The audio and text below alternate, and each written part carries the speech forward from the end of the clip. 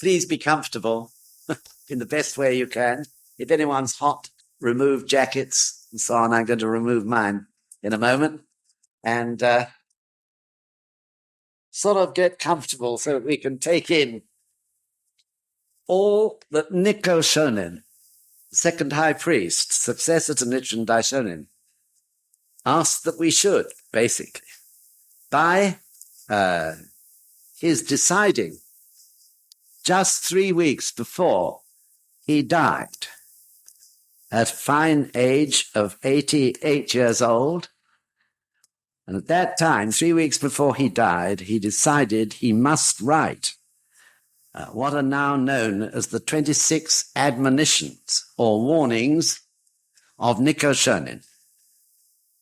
So, of course, you can tell that since he chose such a time to exert himself, to write these admonitions, they must be incredibly important. Because it's very obvious, isn't it, that he was quite determined that he couldn't possibly die without writing them for posterity, for the future. So this all happened in the year 1333. Easy year to remember, 1333. And what is more, he chose to write these 26 warnings on the 13th of the year 1333. And then 20 days later, he passed away on the 7th of February. So he was a grand old age, and as you may know, he started to practice as a very young priest with Nichiren Daishonin himself, just for a year or two before Nichiren Daishonin died. And the time Nikko Shonin chose to pass away was just 51 years after Nichiren Daishonin's death. So he'd had a long and great life. So in fact, this year then, 1993, is the 660th anniversary, isn't it, of the death of Nikko Shonin, that we're choosing here in the UK and elsewhere in the world to study the 26 warnings. So they have proved to be of extraordinary importance, though one hasn't seen so much mention of them. Nevertheless, at the foundation of the whole problem with the priesthood can be laid the 26 warnings of Nikko, because Nichiren and those who follow him have broken all those admonitions, have not followed them in any sense at all, and this will become apparent to you as we go on with this talk this afternoon. Not a single one of these warnings has been heeded by this regime who caused us all a lot of problems, to say the least. So Nikko Shonin's action in writing these admonitions just a few days before he died, of course, was given great impetus because he himself had had enormous trouble with difficult and traitorous priests, his fellow priests. This was just after Nichiren Daishonin died, when Nikko was still a young man, but nevertheless, very clearly, Nichiren Daishonin had stated in 2 different documents that when he died, Nikko Shonin should succeed him as high priest of his Buddhism. And he walked into trouble straight away because these 5 elder priests, as they're known, they were all not young priests, but well-established priests, a number of years each, turned totally against Nikko. But they didn't only turn against Nikko, they turned against their master. They turned against Nichiren Daishonin in the sense that they refused even to come and pray beside the body of Nichiren Daishonin after he died. This was terrible distress for Nikko to find that he was faced with this problem of these priests who, for one reason or another, refused to pay their homage to Nichiren Daishonin. The reasons for this were, I suppose, numerous. One was certainly that they had never understood, really, what Nichiren Daishonin was teaching. That was perhaps the main reason of all. They'd no doubt nodded their heads and said yes, but in fact, they didn't understand. Really. This was evident later because they all, in one way or another, either joined existing sects or other sects of Buddhism, that is, or even in one or two cases founded their own sects. And in the way in which they taught what Nichiren Daishonin had taught, one can quickly discover their lack of understanding or shallow understanding. That is to say, they failed to understand that Buddhahood existed in everybody and that Nichiren Daishonin himself was a Buddha, and therefore they viewed him really as a bodhisattva, and certainly their fellow priests and lay people as something much below what Nichiren Daishonin intended, and what indeed his writings all said. But no doubt in those days, study was probably lacking.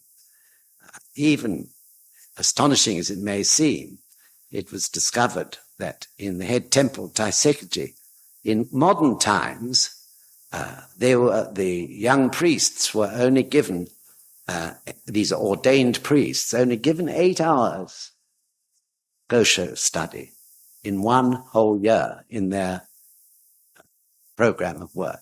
Incredible it is. All the rest of the time, they were having to serve their senior priests.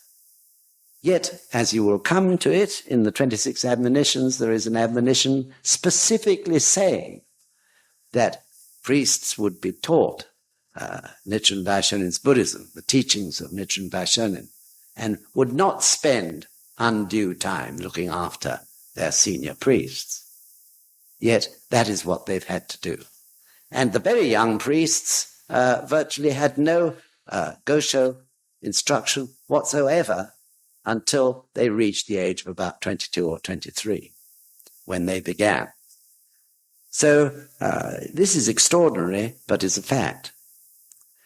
So one can tell from this how rare, in a way, it was to find a really well-founded priest of great faith. So anyway, the 5 priests turned out to be the worms in the bowels of the lion. And they turned on Nikko, as I was saying, and left the head temple, refusing even to come back to do their stint beside the body of Nichiren Daishonin. So altogether, this must have been a terrific shock to Nikko, and would certainly have been an important reason for him to have written these 26 warnings before he died.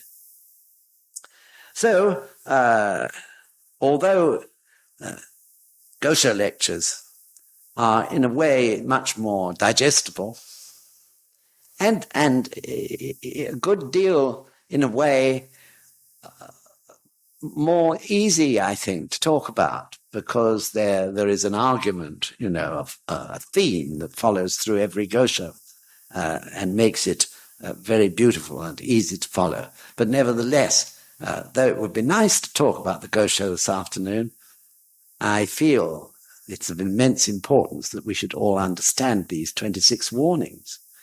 And this is why I've done so many lectures on the subject, so that as many people as possible in the UK should actually have the chance of studying these warnings so that we don't allow any mistakes to occur in the future, and so that we really understand the foundations on which Nichiren Daishonin's Buddhism is really based.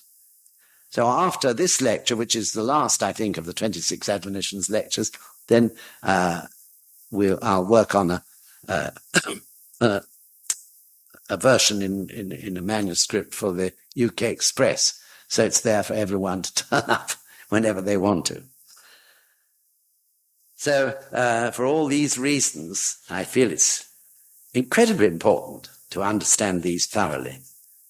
So to elaborate a bit on why these admonitions are so important, I'd like to mention a few other things as well.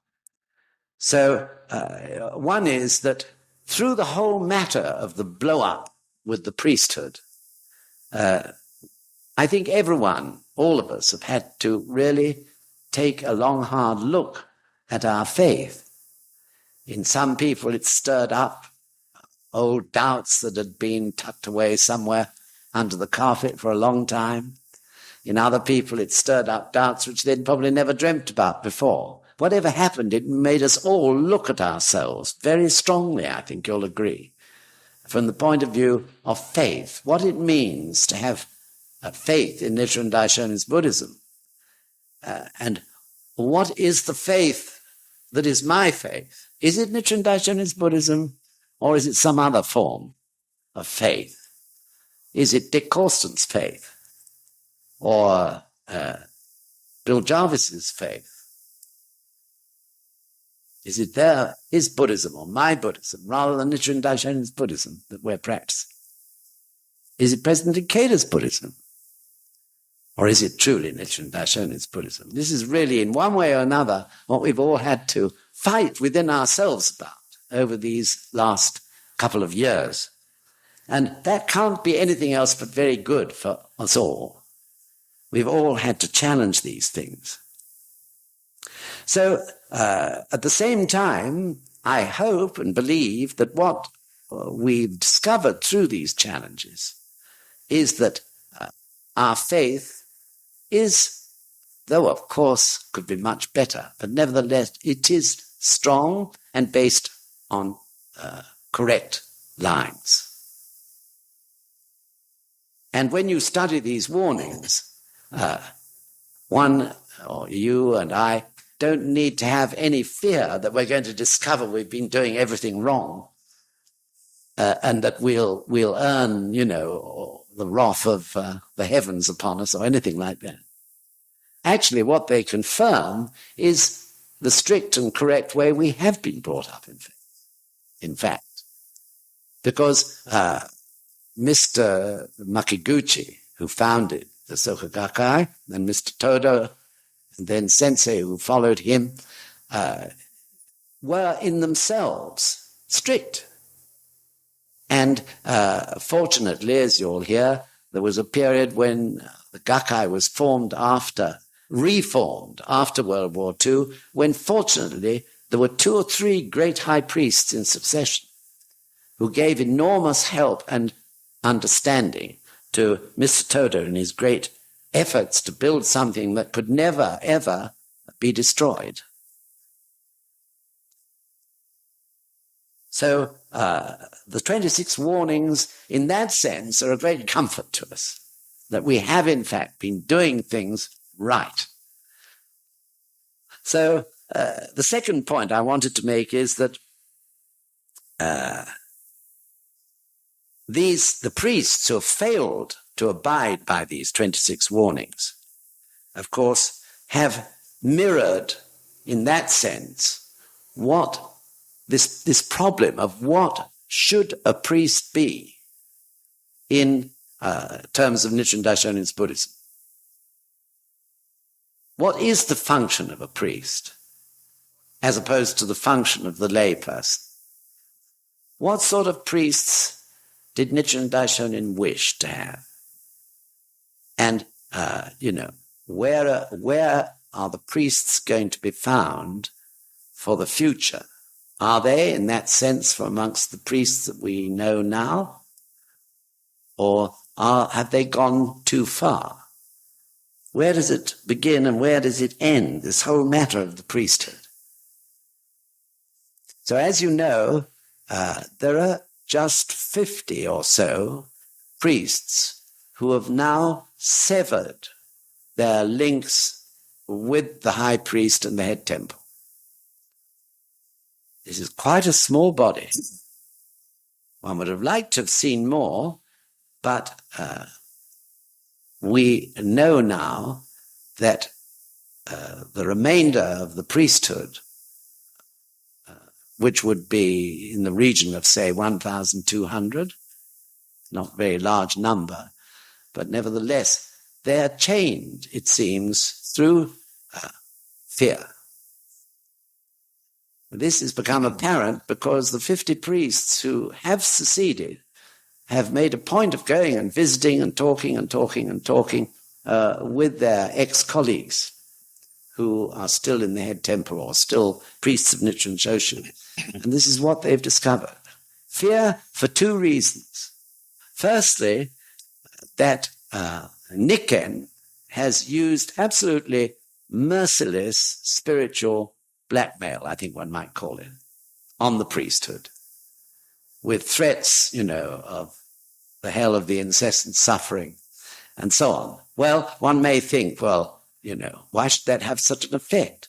But if you've been a priest, or rather, if you've lived in the precincts of the head temple since you were 7 years old, and if you've been brainwashed in a way over all those years, if you spent the first 10 years of your life there cleaning the loos for the priests, your elder priests, and ironing their clothes and polishing their boots and doing their laundry, making their bed and all the rest of it, one has to sort of imagine the effect of that on the mind of any person.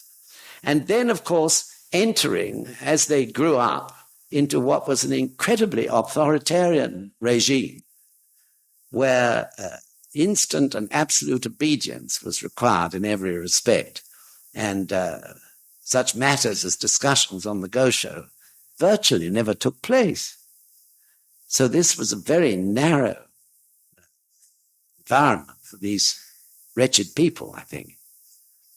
Then, of course, added to that, suddenly about 15 years ago, or 20 years ago, the Gakkai's numbers had grown and grown. But not only had the numbers grown, but through sincere faith, the good fortune of the members was growing. And because of their intense gratitude for that, they were willing to give in Japan more and more in terms of financial donation to the local temple. That was their local temple, of course. They supported it. They financed it. And temples that were built for perhaps 400 believers in a particular neighborhood suddenly discovered they had 15 or 20,000 believers, all of whom wished to make donation and support the temple, following absolutely the guidance of Mr. Makiguchi and Mr. Toda and later Sensei, all of whom viewed the protection of the priesthood as a specific role for the lay people and taught that to every member. So this was another factor which had great bearing on the priesthood, because not only were they remarkably ignorant in terms of faith, but also they were then tempted to live a rather lazy and luxurious life, which became far more important than keeping the precepts, say. And of course, added to that, virtually all priests were married and had children, mostly. So they were materially tempted just the same way course, by the requirements of their family, their wives, their children, and so on, their education, all the usual things that we who are married and have families have to go through ourselves. So this was an insidious sort of process of degeneration, really, this combination of various factors. So it wasn't, of course, by chance that beginning in October last year, Sensei gave a lecture on the 26 Admonitions. This was the first time, I think I'm right in saying, he'd done so since the year of his inauguration.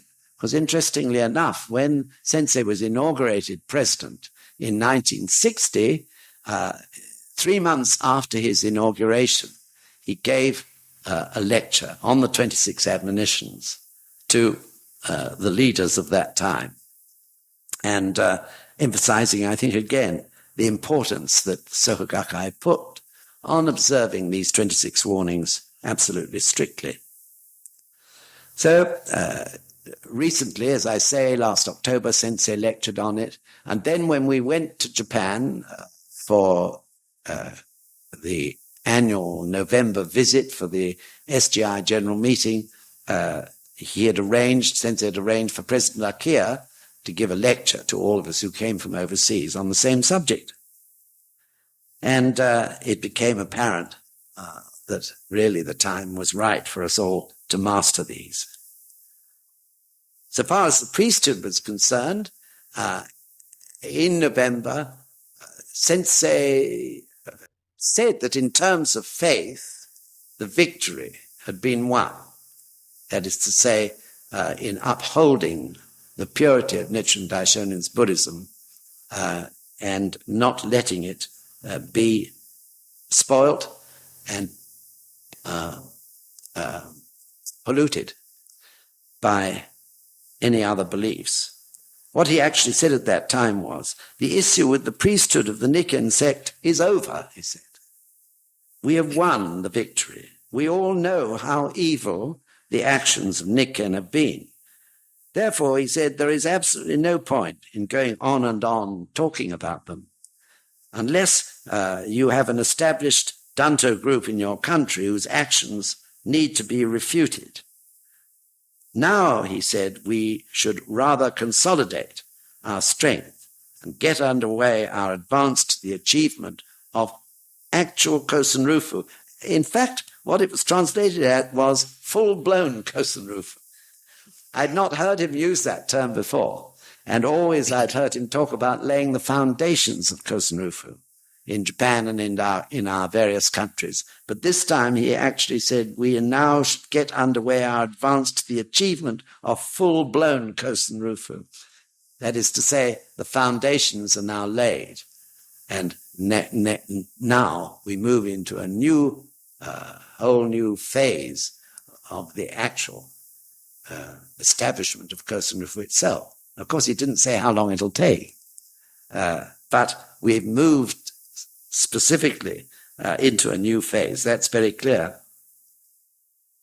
So, bearing in mind that Sensei always teaches that when we are faced with a great challenge, we should go to the point of victory first in our daimoku, when we're in front of the gonzo. That is the only way to win against all odds. So I'm quite sure that he made this statement, we have won our victory, because in faith he knew in his daimoku we'd won, though the actuality of winning, the nitty-gritty, if you like, of winning, has not yet been achieved. So I hope that's clear. It's a lesson in itself, this matter of challenging matters in our own individual lives. It's not a question of pleading, is it, or begging. You're not on your knees before some all-powerful God. You are determining with your, or we should be determining with are all of our Ichinen. And that is very difficult when you have doubts. So Sensei illustrated that best of all in The Human Revolution, Volume 10, when he was instructed by Mr. Toda to go up to the Kansai, to Osaka, and Shakabuku, I think it was 118,000 people in 8 months, if I remember rightly. Well, you can imagine what you'd feel like.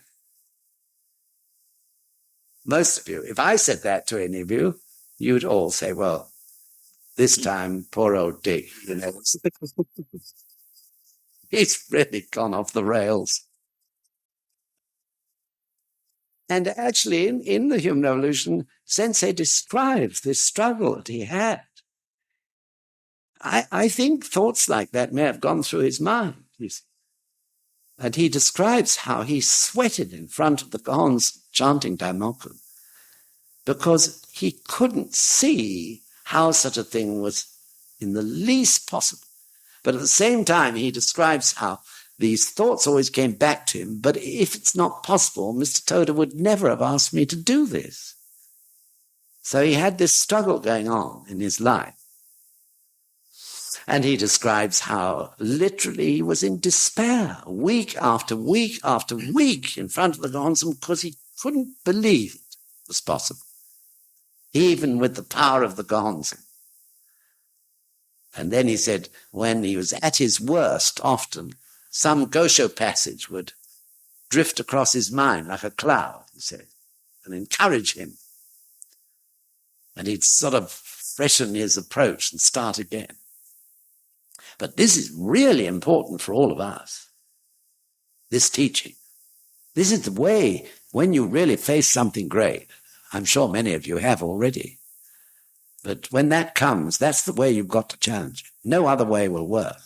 Because you have to absolutely know with your whole life, your whole Ichinen, in other words, is free, flowing towards that certain victory, certain because you come to realize at last that it's only your miserable mind that is doubting the power of Nam-myoho Renge Kyo, and that Nam-myoho Renge Kyo actually is the power of the entire universe that one is bringing to bear on that particular problem.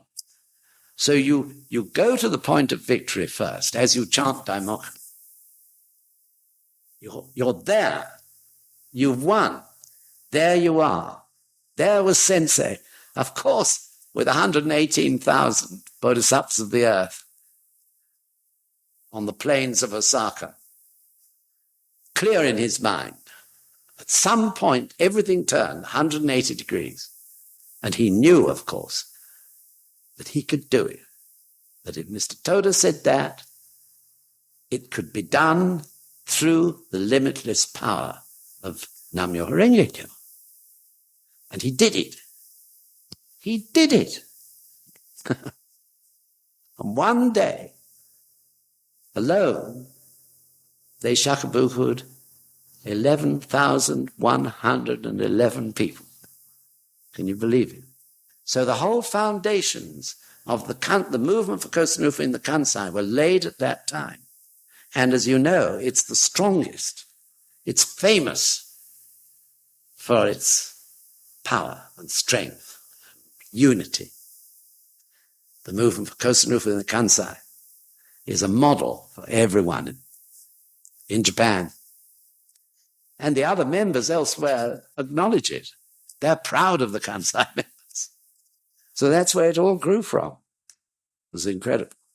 But you see, there's always this awful thing, our minds, which is narrowing our view. So that our Ichinen is just a pathetic little sort of dribble. Oh yes, I'll do that. But that's the problem. And it's the battle with our own minds. Anyway, while we're on this subject, it's no bad thing to have this reminder about going to the point of victory first. We win the battle in front of the gongs. It's the battle of Nichiren. Once you've got Nichiren, combined with Nam-myoho Renge Kyo, you can achieve the impossible, or what may seem almost like the impossible.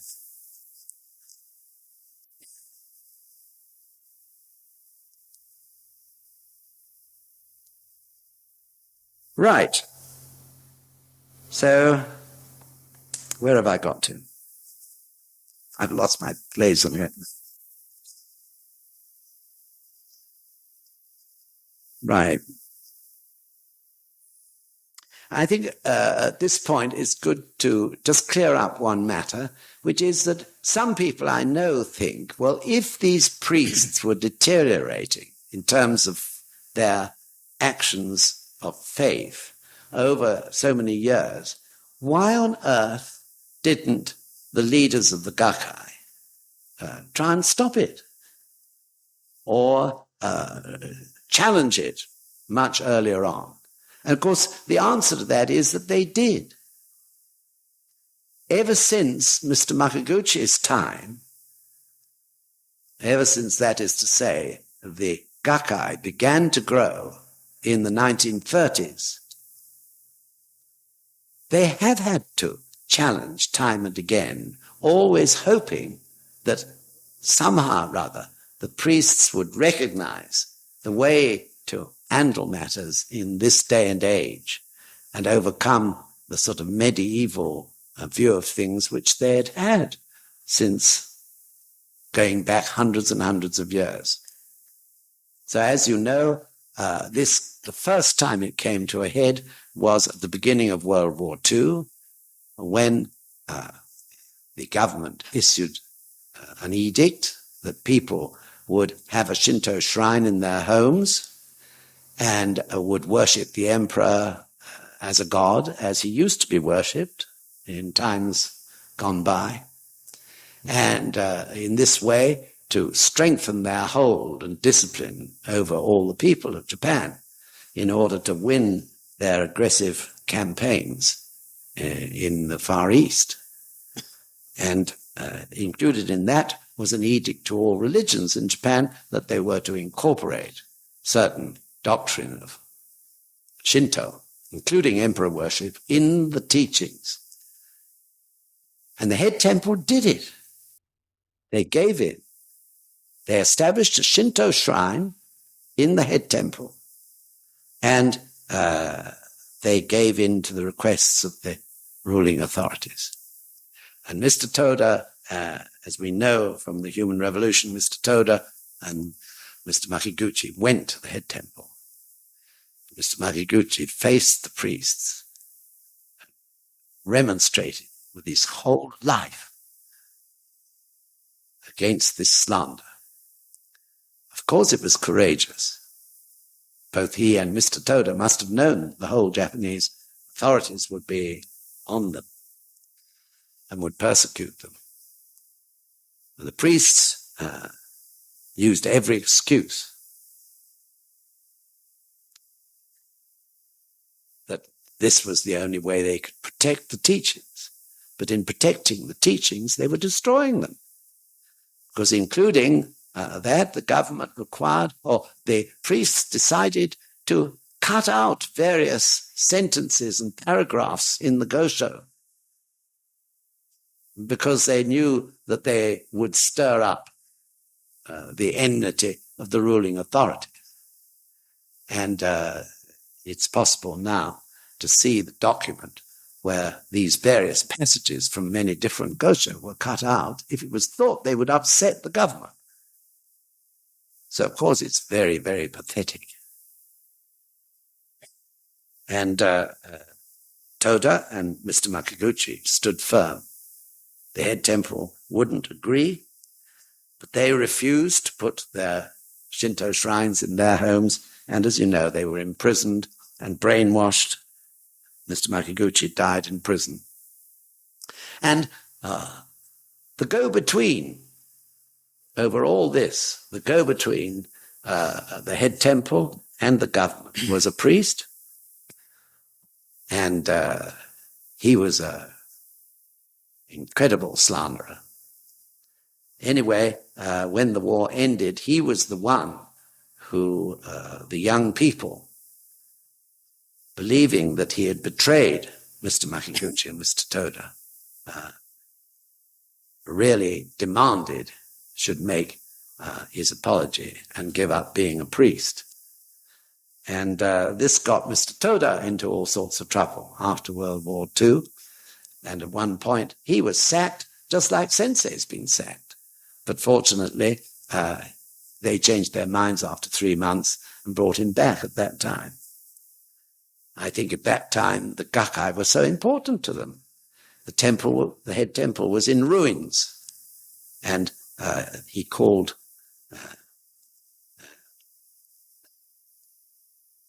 they relied entirely on the Gakkai to have some money in order to repair, bring back the buildings to normal.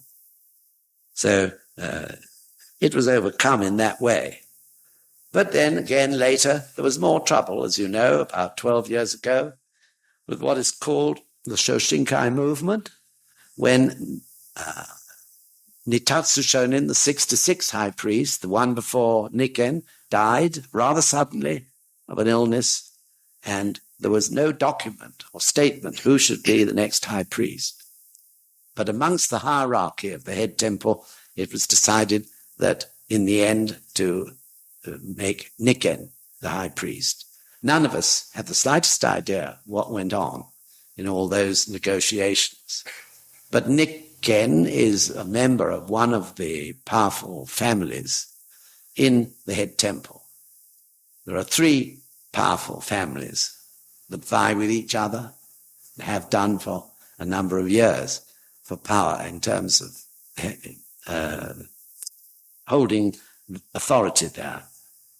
And some way Nichiren won. Anyway, over 200 priests disagreed and created all sorts of trouble.